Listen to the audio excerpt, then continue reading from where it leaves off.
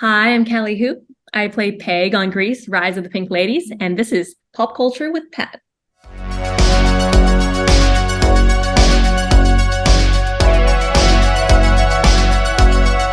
guys, welcome back to Pop Culture with Pat. So excited to be joined by today's guests. Today I am talking all things Grease, Rise of the Pink Ladies with Kallie Hu, who plays Peg on the show. Thank you so much for coming on the show today, Kallie. Thanks, Pat. Yeah, of course. Before we jump into things, I feel like one of the first questions that I want to ask you, or that I should ask you, is what can't you do? Because honestly, like looking at your resume, your IMDb, it's pretty crazy. I mean, you're an actor, you're a dancer, you've done fight classes, all this crazy kind of stuff. So when did you first realize that you wanted to be an actor in the first place? And can you just tell us a little bit about like your journey, like up to this point? Well, first of all, Pat, I love that you do your research. I love like being prepared always. Yeah, that's a great question. When did I first? Hmm. Well, I started as a dancer from a really young age, and as a younger person or a child, basically, my parents really pushed me to do as much as I could. So like piano, dance, all these things. And growing up, I always knew that I was really good at dancing. I really found a flow state in dancing and always wanted to perform in some way.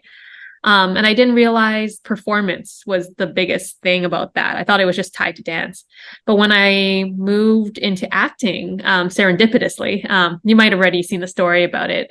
Quick recap, but I was supposed to go to grad school after university, and I was gonna like stop dancing, and I was like, no, it's too hard, can't do it.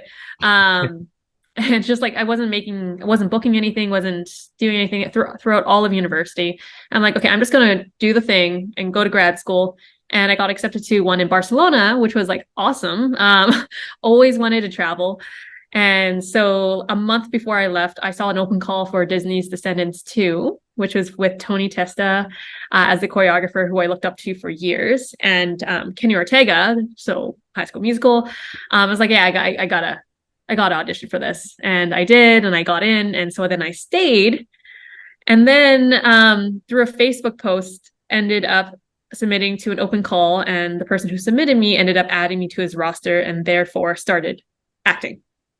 And then as a dancer moving into acting, I was like, wow, you don't have to spend a grueling like 6 hours a day auditioning. You can just like submit a self-tape and like and still get to perform. I was Yeah. like, wow, Oh, that's wow. great. Yeah, so much easier and so much just like freeing to be such a big part of the story and moving it forward more and more and more. And that really drew me into it. And then so throughout acting classes, when I realized I really, really had to take acting classes, I was like, I'm really bad. Like this is not good. I ended up figuring out, hey, like I have an emotional block. And because I have an emotional block in this scene, it means that something in my life isn't turning the way it needs to. And so a past teacher told me, acting is not therapy, but it's therapeutic.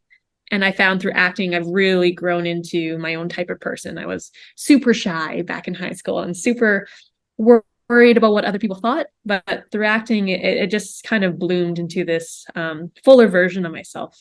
And for that, I can't thank it enough. Yeah, I was gonna say I'm not an actor myself, but I can imagine it must be very therapeutic, and it kind of I feel like kind of forces you to open up and be a little bit more like open just with doing all kinds of different crazy roles. And I mean, what a way to start off your career too with Descendants 2, a pretty big project you've done. Like I said, your resume as far as like the projects that you worked on already is pretty crazy. Another one of my favorite shows, Yellow Jackets. I know you were on there, which is really cool for someone, I guess that like now, if someone was to come up to you, on the street or like one of your friends or something was to say, hey, I want to be an actor, what advice would you give to them? I'd say get ready for a wild ride. I'd say a couple of things. I'd say, are you ready? It's a lot of commitment. Do you love it? Is the second thing. Do you love the act of honing your craft as an actor? Because that's basically what it's all about. If you pursue that, like you'll never get lost because you will always be working towards getting better at something you love, and everything else comes with that. Mhm. And then third thing would be really work on your voice. I'm still working on it now. Just being able to capture the resonance that you see A-list actors. They have this such a magnetic draw to the way they talk that you don't even need to watch them sometimes. You can just, listen to them. But having both the visual and the auditory side of it come together in film is Oh so yeah. beautiful. I So mean, yeah. yeah, it's something that you're constantly, I mean, you're always auditioning, honing your craft. So it's something that, yeah, I feel like one of the misconceptions is sometimes people will think it's like, oh, I want to get into acting because, the glitz, the glamour, and all that, like fun stuff that some people see. But it's like, no, there's a lot of like, especially like getting starting off, unless you're really lucky, there's a lot of work that you have to, to put into it. Exactly. Yeah. Now, so like I said, you've gotten to do some amazing projects already up and up to this point in your career. Now you've done Grease Rise of the Pink Ladies, which might be one of your biggest roles yet. So you play Peg on the show. What was your audition process like? Because I feel like it had to be a little different compared to other projects because you have acting, you have the singing, the dancing. So what was it like? And did you have a particular song that you used for your audition? Wow. That thinking back, it was a really enjoyable audition process. So Tiffany Mack, casted here up in Canada and love her. She's great. We talk about F1 all the time. We love F1. And so she and her casting office got me to audition for about like 13 different roles. Oh, wow. Um, yeah, I auditioned for so many roles, most of the socias, most of the ensemble cast and the leads as well. Started with an open call. You submit. They actually had these like pseudo scenes, fake scenes that we send to other people, to people who submitted. And then it's like open call, choose from these scenes. They weren't the real character names, but Yeah. try it out. And then you submit that plus a song. And then so did that, got called in for some more of the ensemble pieces, did some of those, did a lot of those. And I was like, okay, I need to get on this show because it's filming here. There's a bunch of dancing, it's acting, dancing, singing, everything you could ever love underneath the sun. And so I went for the dance open call, which was a video submission and then an actual in-person callback. And so by that time, it was like Christmas or like right before Christmas. And I was like, please just get me on the show. Like I auditioned so many times, just like, just really, really, really want this. And on Christmas Eve, I got a call from an agent driving back home. And that was excellent.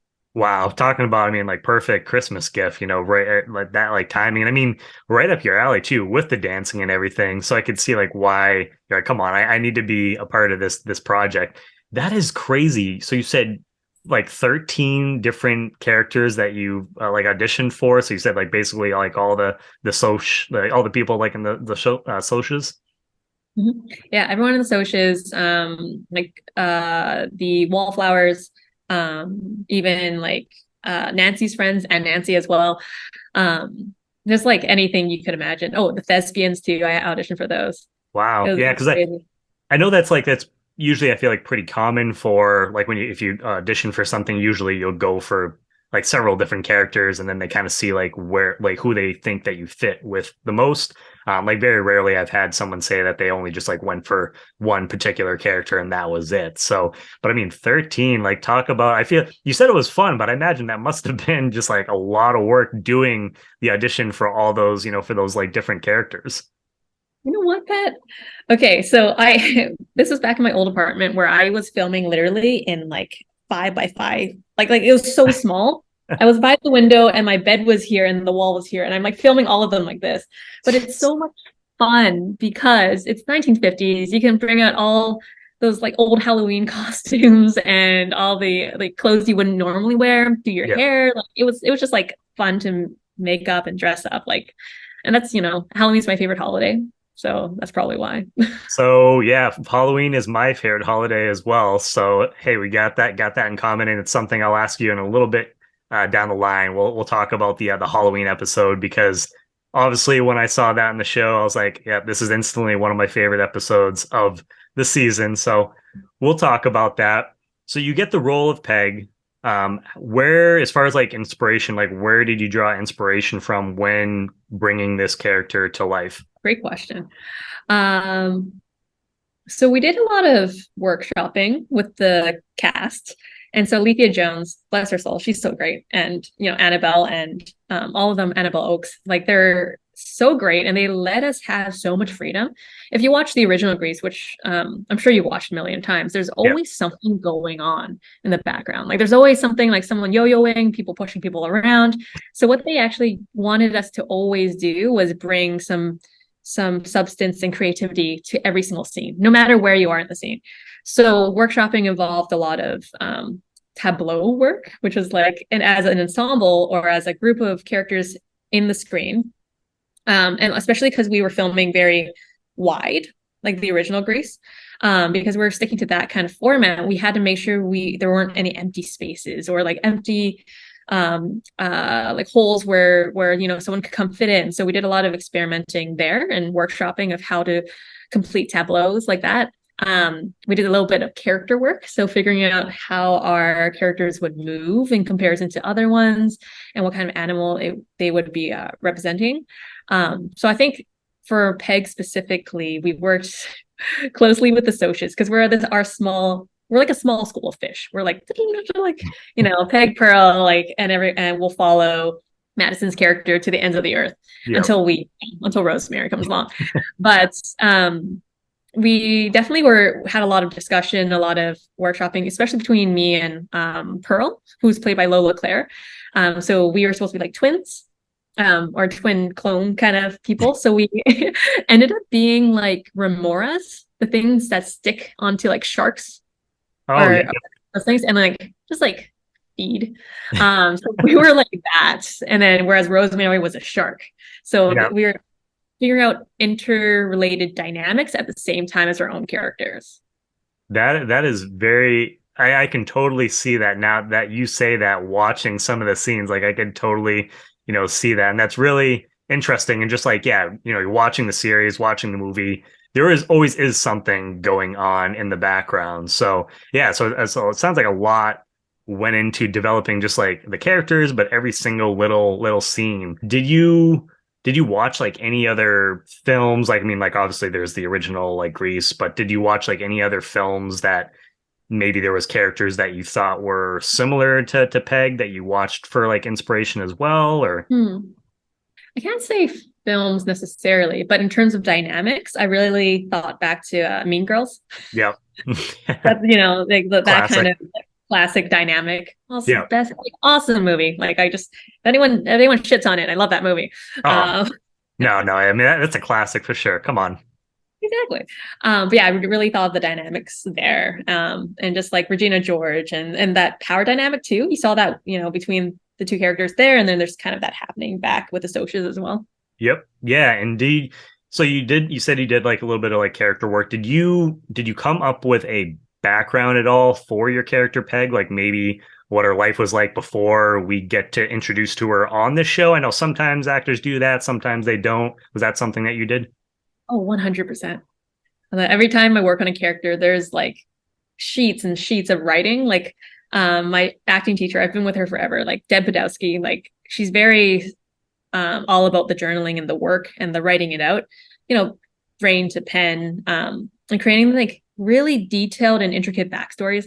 I don't know if I should reveal it Okay. 100%, but I just personally believe that Peg is a character from good circumstances. I believe her parents are probably a bit wealthier, being in the socials. But as people of color, they've always had to work through a lot of trials and tribulations, especially in that time period. Yes, we're watching this from 2023 and we're viewing and creating this from that lens, but it's also kind of, hey, like what would be the reality of that? And how would someone like Peg get to where she is now? Yeah. How hard does she have to work to make sure she stays there? And that's part of the reason why she's so loyal and she's so mean to some others, because she's really trying to toe that status quo and make sure she doesn't, like get kicked out. Yep. Yeah, exactly. And no, that totally makes sense because, I don't know as far as like season two or anything like that. If, guys, the show gets picked up, I don't want you to get into any trouble. So we won't go into too much, background as far as that goes. So, I mean, you kind of talked about it a little bit like already, getting to visit the 1950s. It must have been like just so much fun getting to visit that era and just like the costumes, the wardrobe, the sets and stuff like that. What were some of your favorite pieces of wardrobe and then like some of the sets? I know for me personally, for the sets, one of my favorite I think was like the diner. Just anytime you go back, like watch like an old film, there's always like those diners, and like you don't see them as much like anytime now. Like there's still a few around, but the diner and then the drive-in. So those are probably like two of my favorite sets. But I'm curious like what some of yours were for sets and then for like wardrobe as well. Okay, Pat. Pat, when I walked into the Frosty Palace for the first time, there were tears, there were many emotions. Oh, I can imagine. Yeah, it was like, you've seen this.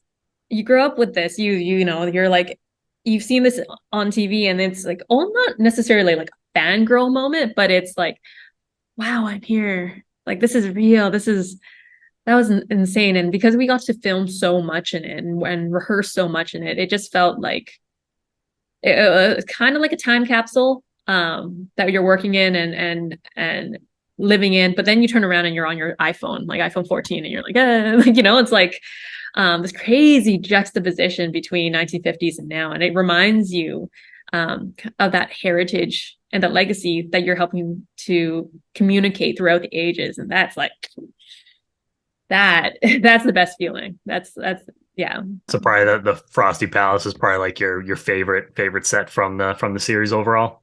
100%, definitely. What about the wardrobes? Because I mean, you guys had like a million different types of costumes on the series. Do you have like a favorite one that comes to mind? Okay, so I was asked this in a different interview, and I couldn't answer it back then because we were so early. Oh, yep. There were the prom, like the prom was great. I actually really enjoyed some of these some really bright yellow dresses, I think near the end, like see episode 9 or 10, that I just like really, really enjoyed. Um, I also kind of really dug the gym uniforms. I Yep. know that's kind of weird, but it was kind of like a blast from the past. Like, hey, put this on. This is what they would wear. And it was like, oh wow, this is like just so different from what people wear nowadays with the baggy sweatpants and or the super tight, like I'm an alien from another dimension. Let me like look so cool while I work out kind of thing. Yeah. I'm We sure were it must have really helped you get into the character and get into like feel like you were actually there with just like how detailed both the sets, but then like the costumes were overall. It's crazy. It's one of those things that I feel like because I'm a type of person that I love all of the behind the scenes kind of stuff. So and I feel like a lot of the like the set designers, the costume designers, they don't get enough love, but just like the level of detail that goes into some of that stuff is just insane. Mhm. There's an Instagram account, I think Pink Ladies Costumes. And I didn't know Sam, about that. yeah, Sam Hawking, she's our was our lead head of department for the costumes, and she posts about it all the time and posts about different outfits and how and where the inspo came from. Like I check it all the time just because I'm like, whoa, like the play outfits were really inspired from samples in the 1950s. Like you should really check it out. I am gonna go actually follow that after this then, because like I said, I love that stuff. Just like seeing the stories that like go into creating each one of these pieces of costumes or sets and stuff like that. So I'm definitely gonna have to check that out then. And Callie, we can't talk about Grease without talking about the music, obviously, which they kind of go hand in hand. So what were some of your favorite songs in the series since now the whole series is out? And can you talk a little bit about what went into filming some of those? Because I imagine filming each one of those took quite a bit to put those together. Mhm. Okay, I've been asked this a few times, and I think I now can come up with a couple that really, really stand out to me. I loved the boom, Yep. the one when we were in the gym with the chairs. I loved I love Face to Face, which was the one I think in episode 8 or 9. And I also loved, oh my gosh, Landing So Bad with Wally and Hazel. Oh, Yep. Those some those some good choices. Yeah, those were so much fun. Like I wasn't around for Landing So Bad, but just hearing it for the first time, I think I had tears in my eyes. They were just so, they're both their voices are just so beautiful, and especially together. That was such a great pairing. And of course, Justin Tranter like killed it, like absolutely killed it with every single song. Every time, every week we would film one, it would be stuck in my head until the next rehearsal. And then we have another song, and then it was just like my boyfriend hates me because I kept playing them. Like it was bad. He's just got Uh, it mesmerized like now in his head because he's like, I've heard these songs a million times now by this point. yeah, he's fully believing that he needs to tattoo Grease, Rise of the Pink Ladies on his ass. Like he's like, it's part of him now, as much as it is a part of me. That is great. Do you like what I guess like for like a specific like any one of those songs, like one of the ones that you were involved with, can you just like yeah talk about like how long would it usually take to film one of those scenes? Was it like a whole week, a couple days, or like what went into that? So rehearsals would be, I think like depending on the song, like three-ish, 3 to 5 rehearsals. But we would come as cast and they would have skeleton crew. So they're dancers from Vancouver, who would be, testing it out, creating the motifs and the flow of it with our choreographer team. So Jamal Sims, he's such a sweetheart. He's so great. As well as Luis Hradsky and Jeff Mortensen, they would be working behind the scenes all the time, every week, churning something out. So you would have some rehearsal time. Everything's set. We come in, we learn it, we refine it. We try it, on the set if we have time. And then when we actually film it, it only takes about 1 to 2 days to actually film a dance, maybe one for all the Wow. dancing. Yeah. And then you would have like pickups of like dialogue or stuff here. Like people were very efficient with the filming of the dance numbers. That is crazy. I mean, I guess like I'm not someone that can dance very well, so watching these scenes, I'm just like I can't imagine what went into these. I mean, the choreography as far as just like some of the moves and what people are moving all over the place. I'm like, this must take forever to get all this just exactly right. But I mean, like someone only take one day, that is insane. I don't know how they did it. Maybe my memory skewed. Maybe all the days are blending together, but I believe most of the dance portions were either 1 or 2 days. The Wow. drive-in was a bit longer, the one we did at the drive-through, because it was especially longer with introducing all the characters, all the little parts, all the inserts. So that took a lot much longer and a lot of night shoots, but Yeah, um, which that they're makes all sense. yeah. Yeah, and so Peg, we kind of talked about this already. Peg's she's part of Susan's group or Rosemary's group, kind of like at one point. Um, a lot of your scenes are with them. So can you just talk about working with all of those ladies and just what are some of your favorite memories from we're working with them throughout the series? Oh man, there's so many, Pat. Oh, I'm sure you got like tons of them. How do I distill this together? It was like kind of my best part of my morning. You might be exhausted after filming for 17 hours the night before, 14 hours, who knows. You come and then you see their faces and you're always just like really happy to be there. Them and every single person in the cast. Um, I will say Lola is so ridiculously funny.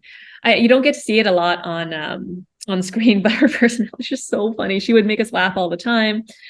We would do really silly like videos just on the side. You might see it from our TikToks and our Instagrams. Yeah, yeah, I believe I did see some of it, like some of the behind the scenes like stuff. So I mean, it seems like it was just a really, like you're saying, it's just like a really fun set to be on, like overall. Incredibly. And because a lot of us in the dance community here in Vancouver knew each other before, we just got like that much closer as a group. And there's one video of Cole. He like rips his pants and it's the loudest rip you have ever heard in existence. And it is our favorite memory of all time. Like, it's online. It's somewhere online. Yeah. So out of like all the different groups at Rydell, if you were like as yourself, who do you think that you would fit in with the most? That's a great question. So my high school, I was a nerd and the nerds ruled the school. We were cool nerds. Um, so I feel like if Jane had like a few clones of her and that was the school, that kind of, or in the school, that would be kind of me right there. But I guess it would be like not necessarily the debate club, but probably probably something like student council or like one of those like really nerdy groups. I told you I was shy, and there's a reason for that. Yeah, I was kind of like that weird in between. Like I wasn't one of the popular kids, but I wouldn't say I was like one of the like nerdy kids like either. I was kind of like that kid that was in between that kind of was had friends from like each one of the groups. So I didn't even know like where what group I would technically like really belong in. But Maybe a pink lady if there were pink ladies. yeah, hey, I as you can see, well, I got purple on. It's a little there's a little bit of pink in there. But yeah, I mean, I'm definitely not afraid to rock the pink like at all. I love the bright, bright colors and stuff like that. Yes, we need So more of Kelly, that. we had talked about earlier just, our love for Halloween. Mhm. So the Halloween episode, I was so excited when we got to that episode. I was like, yes, every time there's a show that I love and I see that there is a holiday theme, specifically Halloween themed episode, I'm so excited. So can you just talk a little bit about working on that episode specifically? You had the drive-in set there, but then just like the Halloween party and everything like that. What was it like working on all those, scenes? Oh yeah, same thing. I love when they have a Halloween episode. Um, well, as you saw, I was in a straitjacket for most of that. So we're like this. And between takes, we had to get um like moved in or like strapped in. But the strap in would have to make sure like the continuity was correct so that we had, like this one wasn't this way and this one was this way. Yep. So we ended up just staying in the straitjacket most of the day. And it was at this house, and we like had these tents in the backyard, and we're just like walking around talking to people, just like straight jacketed up, like, hey, how's it going? Yeah, yeah. And like people trying to feed us or give us a drink here or there. Nice. And I like really, really loved Orson's costume, the giant sausage. Oh yeah. Yeah. Yeah, that giant hot dog, sorry. And I think just like we were Lola, Pearl and I were sat beside Orson for the in the tents. So all you would see when you walked in was two people in straight jackets and a hot dog sitting between us. What a great combination. But yeah, no, I mean like just like especially being in that time period, some of the like classic masks, there was like the plastic mask with like the strings and stuff like that. But then you guys like at the drive-in, the beginning of that episode, I thought was really cool. Like watching those. That's one thing that I have, and we have one that's not too far from me, but unless it was when I was really little, I've never been to a drive-in. And I'm like a Oh, huge film fan, so that's something that I definitely got to change. I got to see like one of these like classic like horror movies or something like that at a drive-in because I feel like it's just like a whole different experience. 100%. And you have to find popcorn in your seat 2 weeks after. Yeah, exactly. But hey, at least you can bring like your own stuff. Whereas sometimes going to the movies, like I love going to the movies, don't get me wrong, but sometimes it can definitely get a little expensive if if you're getting popcorn, if you're getting drinks and stuff like that. Oh, exactly. I know. I like to get the Fruitopia and the Sprite combo. I know that's weird, but I just get the refill and like get the Fruitopia and the Sprite and get something like sweet on the side. And then by the time you're done the movie, you're like sugar high. And Oh you're like, yeah. yeah, that's the best movie ever. Oh my gosh, it was so good. Yeah. Yeah. No, I usually will go with like with popcorn, and then most cases I'll go with Fanta, like orange soda is like usually like my go-to thing. But every now and then I'll get like, I'll get some like candy, like Skittles or something like that. Mhm. Is there, just to kind of to wrap things up, Callie, is there anything else that you want to say, just about working on Grease Rise of the Pink Ladies, like overall, and then what's next for you? Anything that I guess you can talk about, because I know sometimes you're not allowed to talk about specific projects, but is there anything that you can talk about? Mhm. Well, regarding Greece, I think it was just such a great roller coaster. Never have I had a cast and crew so so kind, so happy, so generous with their craft and their love, and just learned so much. I'm very happy to have done it, and fingers crossed for season two. Fingers crossed. But in terms of what's coming up next, well, I can't talk about the ones right now, but I can say that I'm working on my first short film that I'm creating on my own. That's Um, exciting. yeah, I Congratulations. Thank you so much. It's very short. It's a 1 minute, really ultra short for a film festival. But I was at Sundance this year and ran into Inge Choi, the playwright for Kim's Convenience. Yep. Um, Total fluke. Didn't even know he was there. And he said, "You have a story you have to tell." Because I was talking to him about maybe writing or talking about that, and he's like, "Every actor should be writing." So I was like, "Okay." I took the assignment seriously, and I wrote something, submitted it, and now I have to make it. So Yep. I'm very excited to see when that comes to have that the ball rolling on that and moving forward. But in the meantime, Last of Us is coming to town. I would love to be on that. Oh yeah, I So mean yeah, if that. we can make that happen. Very excited to watch The Boys Gen V. Really would love one day to be able to work on that too. Just all these things I'm going to make happen. Oh yeah, I was gonna say. I mean, you already like we already talked about. You got like a crazy resume, so far with everything that you've been on. Adding these couple other things to it. Now, for the short film, is that something that you want to maybe do more like down the line, like directing or stuff like that, possibly? Yeah, we're going to see. This will be kind of a trial by fire experiment. Let's see what happens.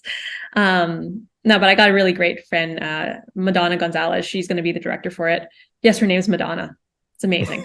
Um, and we're going to be working on this together. So we're just going to see how this works. But I would love to write a little bit more. I love dark comedies. I love being able to write like Banshees of Inisherin. Can't Yep. pronounce.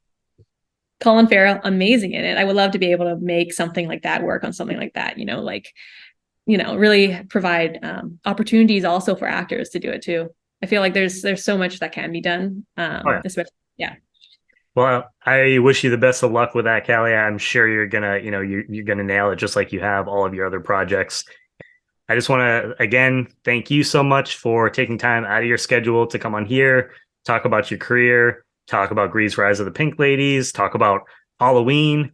I really appreciate it, and you are welcome back anytime in the future. Thank you so much, Pat. Would love to be back.